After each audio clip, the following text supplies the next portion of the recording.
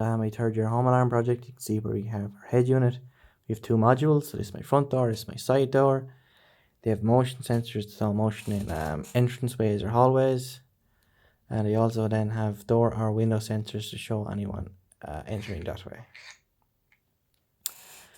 These are powered with 1886s, which have very long lifespan as the module is asleep unless the sensor is active. So on our head unit, we can interface with a keypad, with RFID, or with Telegram. We'll show that later on. We have a state LED, alarm LED. We have a micro SD card to save encrypted password and to save logs of alarms. We have our Wi-Fi antenna, we have our buzzer, we have our power in. We also have two 18650s to keep the system, ensure the system can remain active even in the case of a power loss, which is important for home alarm. Roughly this should last up to 30 days off these two batteries. Actually, so what we'll do then is we will turn on the alarm. So you can see we're completing the startup sequence. So on this startup sequence, we're going up, we're making sure all the hardware is present, and we're grabbing NTP time, we're comparing it against our RTC time, ensuring there's no difference, and if there is a difference, we'll reseat it. This keeps it accurate. So you can see there the date is the 29th of the 3rd, and this will change to the time now in a few seconds periodically. This is to allow the user to see and make sure both are accurate, while also avoiding burning that location on the screen. So there we go, so it's 1950. I'll check that on my computer. 1950, so that works as intended. So that time check happens on startup and twice a day at like 1 AM, 1 PM. So this is also now my Telegram interface. So you can see here we have a menu system. This can complete whatever tasks you want. Currently it's info, arm, disarm and status. So this can be completed on your phone from pretty much anywhere in the world with an internet connection. So if I click status, we expect this to come back with our current status, which is armed. So there we go, armed or disarmed, sorry.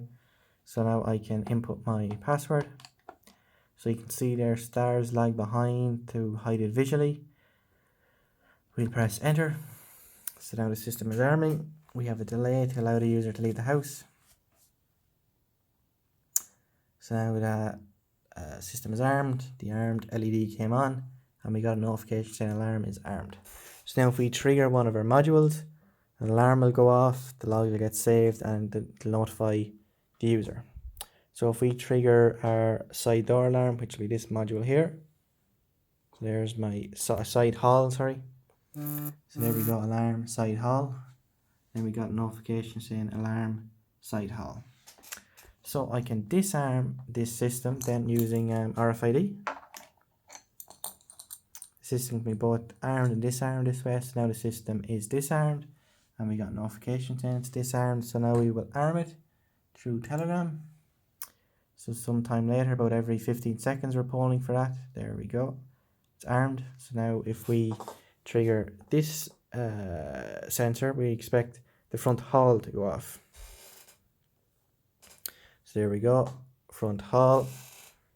Make sure it happened correctly. Front hall. So now we can both see an alarm can happen on two different sensors, but we can receive the actual location. So there's front hall. So if we go to our alarm, it says alarm front hall. So now we can disarm that alarm through entering our password. So there we go, we're disarmed. We will rearm it now with RFID. So now it's armed. So this time we will trigger an alarm on our side door, which will be this here.